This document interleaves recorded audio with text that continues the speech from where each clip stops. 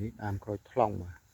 ហើយដាំលេងយូរដែរតែអត់ឃើញបានផ្លែអីសោះបាទក្រូចថ្លុងនេះបងប្អូនមានវិធីអីជួយប្រាប់ផងត្រូវធ្វើម៉េចដើម្បីឲ្យវាមានផ្លែមកតាមរឿងធំណាស់ហើយតែខ្ញុំដាំនេះគឺដាំកូនបាទអញ្ចឹងយូរឬក៏វាមិនសូវល្អឬយ៉ាងម៉េចបាទ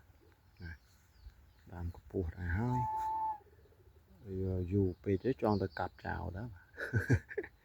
តែចេះຕົកស្ដាយព្រោះមើលទៅវាធំដែរព្រោះវាផ្លែយ៉ាងម៉េចបាទជីដាក់អីដាក់ដែរតែឃើញផ្លែសោះបាទអានេះធំជាងគេតែផ្សេងទៀតទៅដាំហ្នឹងទូចដែរទេនេះខ្ញុំដាំមែកលឿនទៀបបណ្ដាបើបែកមែកល្អខ្ញុំដាំតាមតមកគេតមែកបាទនេះតមែកនេះជួរនេះខ្ញុំតមែកយកមកជួរនោះនឹងមកទេចាំមើលជីដែរបាទមើលដាក់បានដងទេបាទបានប៉ុណ្ណឹងពីខាងនេះទៀតនេះហើយក៏ដាំក្រោយដែរបាទក៏ថ្លង់ខ្ញុំដាំច្រឡោះហ្នឹង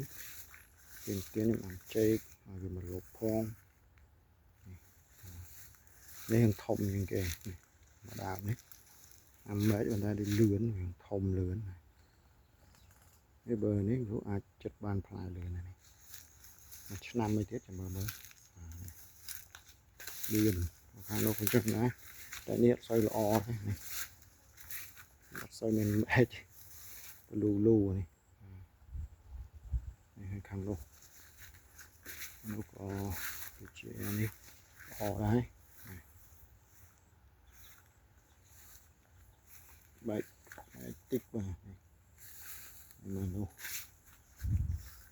ចឹងណានេះដាំបានប្រហែលដើមដែរនិយាយគ្នានេះក៏មើលទៅដើមនេះធំកុយចឹងអាចជាឆាប់ចេញផ្លែផ្កាមកទៅបាទមើលឃើញនោះបាទបើសិនចេញផ្លែផ្កាផ្លែគ្រប់ពេញលឿន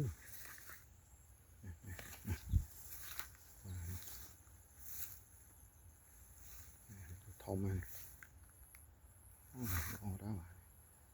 នេះល្អនេះធំបានប្រហែលជួរហ្នឹងខ្ញុំដាំទៅល្អមើលទៅវាលូតលាស់ស៊ីជីអីទៅប្រហែលជាអាចឆាប់ធំទៅបាទ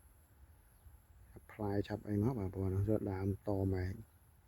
តែនេះក្រិនតិចបាទមកខាងមុខទៅដល់នេះ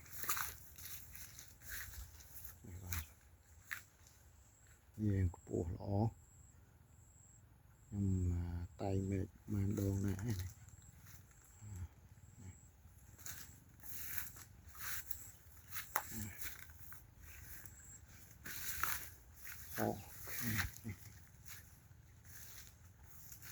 កូនថ្លង់ដាំបានមកនេះប្រហែលខែឆ្នាំជាងទៅ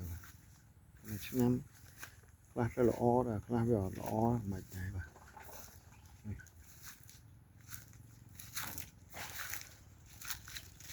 ល្អបាទនោះវាសូវល្អបាទអូខេបាទបងប្អូនអរគុណបានតាមដានវីដេអូខ្ញុំតែតាមដានវីដេអូខ្ញុំបាទខ្ញុំនឹងជួយចែករំលែកអំពីកសិកម្មពីអីបាទអរគុណច្រើន